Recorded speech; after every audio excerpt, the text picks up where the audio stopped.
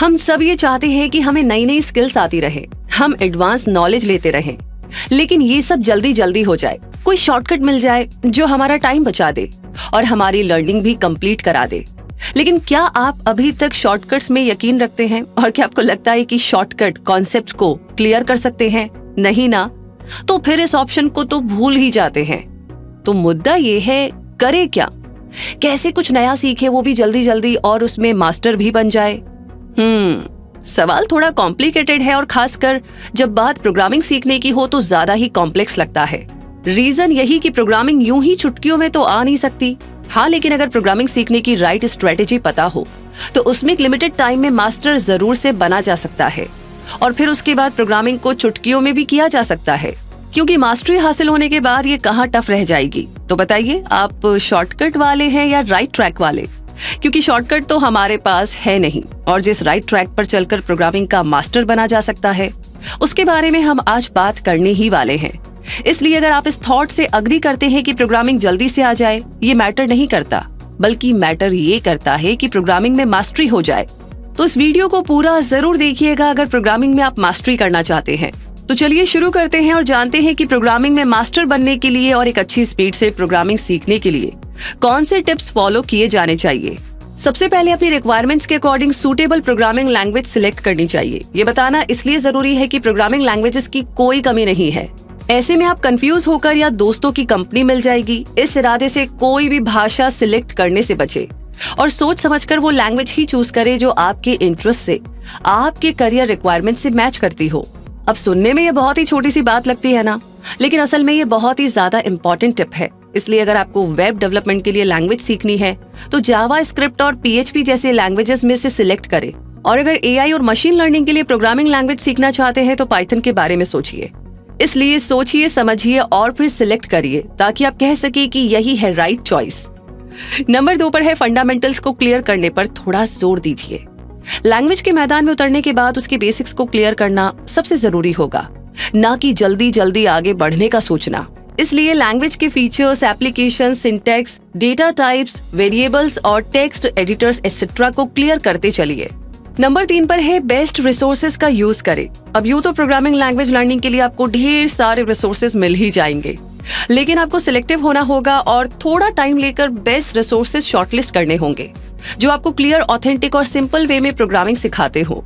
इसमें आप books, YouTube videos, blogs और यूट्यूब, कोर्सेरा और प्रोग्रामिंग हब जैसे कई सारे रिसोर्सेज से गाइडेंस ले सकते हैं। नंबर 4 पर है केवल रीडिंग मत करिए, प्रैक्टिस भी करते जाइए। अगर आप प्रोग्रामिंग लैंग्वेज सीखते समय कॉमन मिस्टेक करने से बचना चाहते हैं तो केवल बुक्स रीडिंग तक ही सीमित ना रहे, और ना ही केवल कोड देखकर सेटिस्फाई हो जाइए, क्योंकि ऐसा करके आप कभी भी प्रोग्रामिंग नहीं सीख पाएंगे।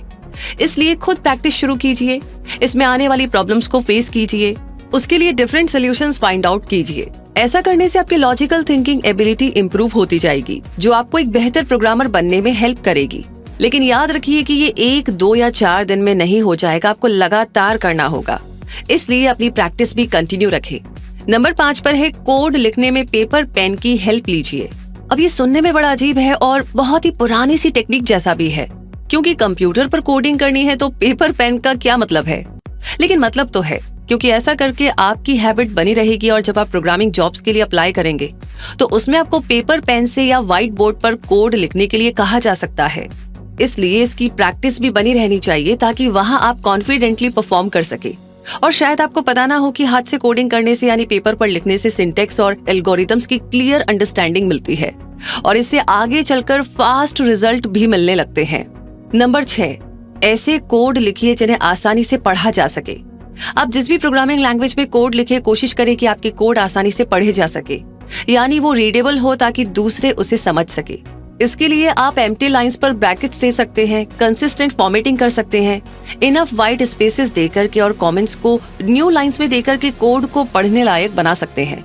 इस तरह के कोड को क्लीन कोड कहा जा सकता है। इसलिए कोड लिखते समय अपनी प्रेफरेंस को तो बनाए रखिए, लेकिन ये भी ध्यान में रखिए कि आपके कोड जितने सिंपल हो सके, जितने क्लीन हो सके, उतने जरूर हो। नंबर 7 पर है प्रॉब्लम्स को सॉल्व करके प्रोजेक्ट्स बनाइए। लर्निंग और प्रैक्टिस में अच्छा खासा टाइम बिताने के बाद आपको प्रोजेक्ट्स पर हाथ आजमाना चाहिए, और अगर आप खुद के प्रोजेक्ट्स डेवलप करें तो कहना ही क्या, प्रोग्रामिंग में मास्टर बनने का ये बेस्ट तरीका होगा।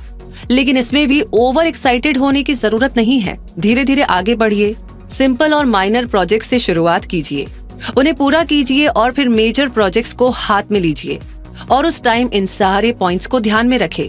सबसे पहले प्रॉब्लम को आइडेंटिफाई कीजिए, उसके बाद प्रॉब्लम को अच्छे से समझिए। अब पॉसिबल सॉल्यूशंस की एक लिस्ट बनाइए, उन सारे पॉसिबल सॉल्यूशंस को इवैल्यूएट कीजिए और बेस्ट पॉसिबल सॉल्यूशन सिलेक्ट करें।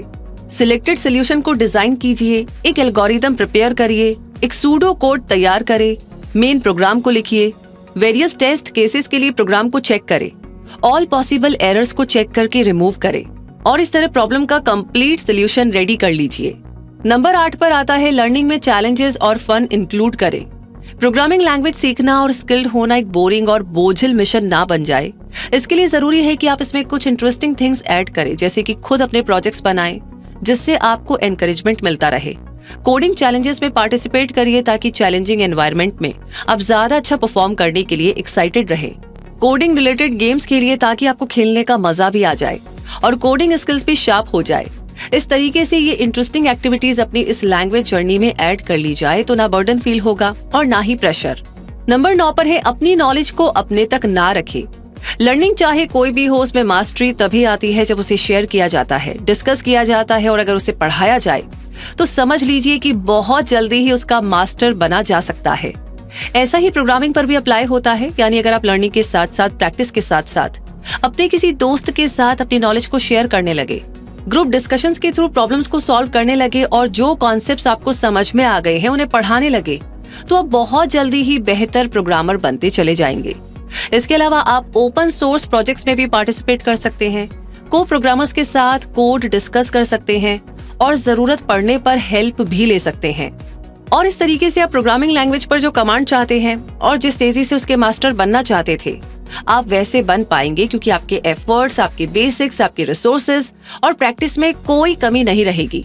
तो ऐसे में तो मास्टर बनना बनता ही है।